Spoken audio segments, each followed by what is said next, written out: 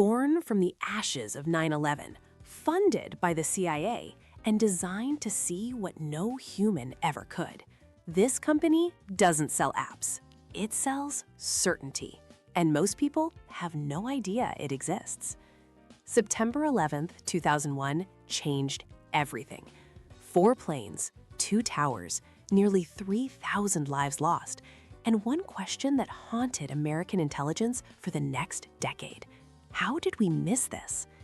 The US government didn't lack data. It had too much of it. Emails, flight manifests, visa records, surveillance logs, financial transfers. Each agency had fragments of the truth, but no one connected the dots. There was no single place where everything came together. So Silicon Valley offered a radical idea. What if software could do what humans couldn't? What if one system could ingest oceans of messy, siloed data and surface the hidden patterns before catastrophe struck? That idea attracted a very specific kind of founder. Peter Thiel had just helped build PayPal's fraud detection systems, algorithms that could flag a stolen credit card before the owner even noticed. His logic was simple and unsettling.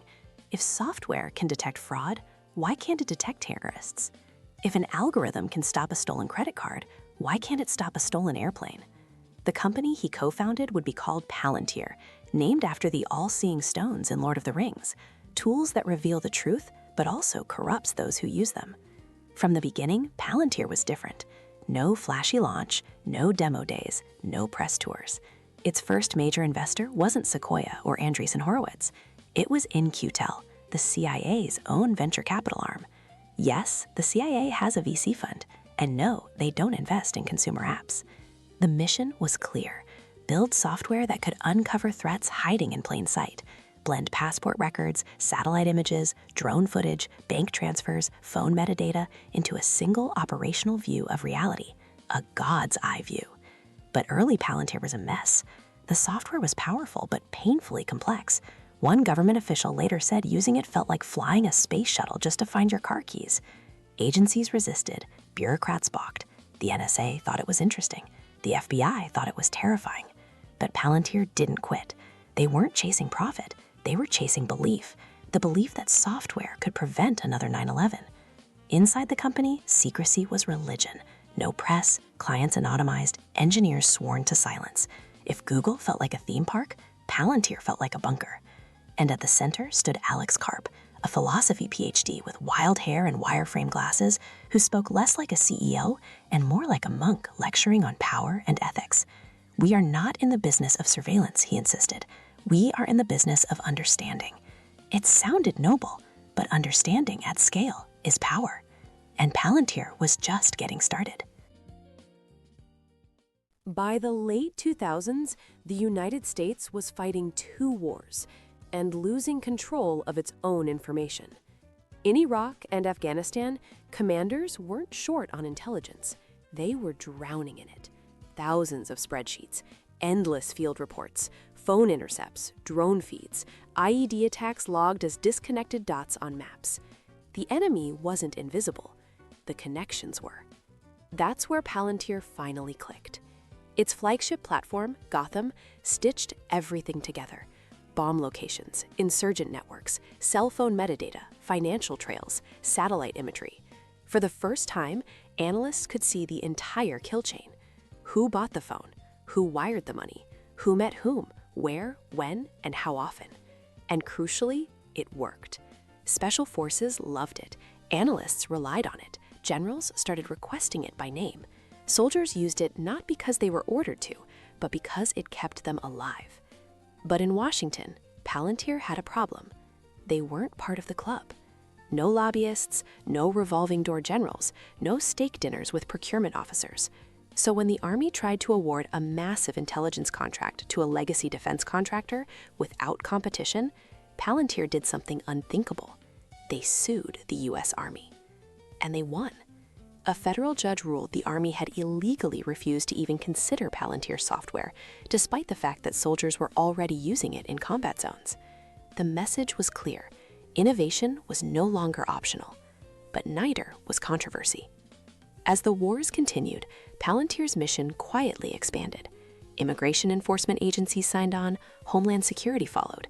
Software built to track terrorists abroad was now mapping social networks at home, flagging undocumented workers, predicting risk scores, recommending detentions. Civil liberties groups sounded the alarm.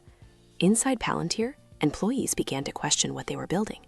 Internal letters leaked. Protests erupted. One engineer resigned publicly, saying, "I wanted to stop terrorists, not deport families."